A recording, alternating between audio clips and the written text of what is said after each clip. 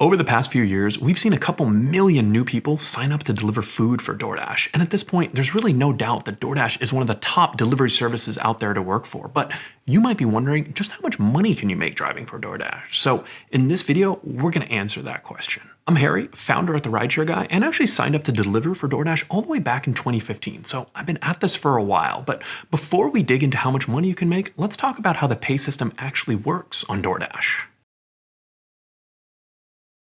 So how does pay work on DoorDash? So your pay is comprised of three components. You're going to get base pay, you're going to get tips from the customers, and then sometimes DoorDash might add on some bonuses. The main thing that you need to know when it comes to pay is that tips are actually a large percentage of your overall pay, right? So you're going to want to look out for those orders that are long distance or have a high order value, right? Think about that $200 sushi order from a top expensive fancy restaurant. That might lead to a bigger tip for you.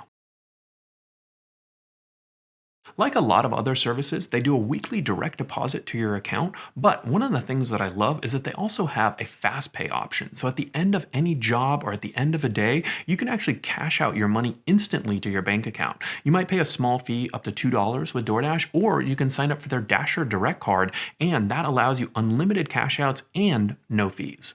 In general, we found that food delivery drivers can make about $15 to $20 per hour before expenses. But there are three things that you need to consider. Number one, the market that you drive in. Number two, the type of vehicle that you're driving in. And number three, just how good of a delivery driver you are. Because believe it or not, the better drivers actually earn more money. I think the market that you drive in is probably going to matter the most because that's going to dictate how busy you are. And the busier you are, the more money that you'll make. Since drivers are responsible for their own expenses, it does matter the type of vehicle that you're delivering in. Obviously, a 2 or 4 door compact car is going to get a lot better miles per gallon than a big heavy truck, right? So think about the vehicle that you're using. And in a lot of the bigger, more dense cities like New York City and San Francisco, we've even seen a lot of couriers start switching to e-bikes because of the low upfront cost.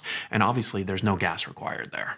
Believe it or not, there are actually certain types of orders, and there's even going to be certain types of restaurants that may take a lot longer than normal orders. And so these are actually going to be ones that you want to avoid. At the end of the day, it really comes down to staying busy, doing orders as quickly as possible, and avoiding those tricky orders, avoiding those situations where you're sitting there waiting for an order, because that's a time where you're really not going to get paid.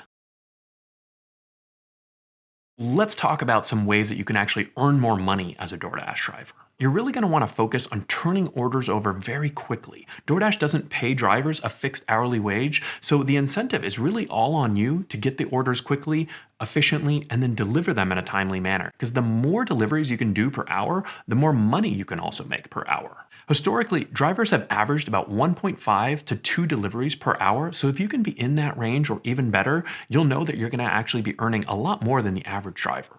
All right, now this one's a little obvious, but you're going to want to dash during peak hours, right? When it's busy, that's when you can make the most amount of money. And the interesting thing about food delivery is that there's very defined peaks of high demand, right?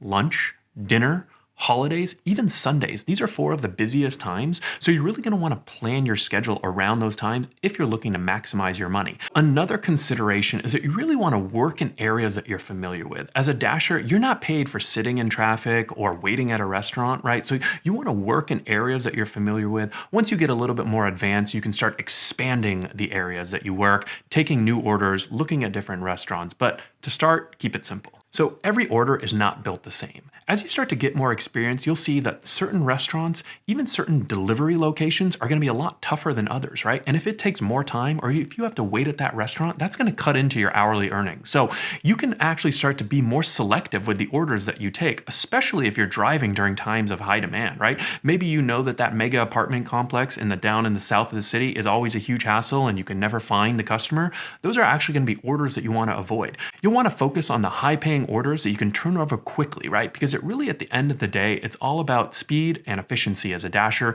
and that's what's going to help you make more money. Most food delivery drivers earn about $15 to $20 per hour before expenses, but that's the average, right? If you take these tips that we teach here at the Rideshare Guy, you're going to be way above average. And there's no doubt that DoorDash has a ton of demand and availability out there for dashers, right? So it's all about signing up, turning those orders over quickly, and making some good money.